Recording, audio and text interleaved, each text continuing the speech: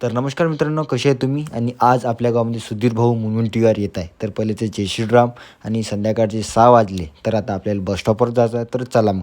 ती बस स्टॉपवरच येणार आहे, तर तिकडून सभेला जाणार ते माडाईला.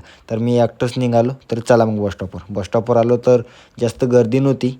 तर कालू भेटला. कालूचा थोडासा लाड केला आणि गर्दी यायला सुरुवात झाली. बघू शकता कालू भैया पहा कसं टोपी लावत आहे. तर आता गर्दी झाली, एवढी वाढली आणि संध्याकाळ पण झाली, पण साहेबाची गाडी यायची होती. तर आत्ता गाड्या आल्या 20-25 तर गाड्या होत्या आणि एका मागं एक गाड्या येत होत्या. तर मी मोफतच राहिलो. 20 तर गाड्या आरामात होत्या आणि आखरी साहेब पण उतरले.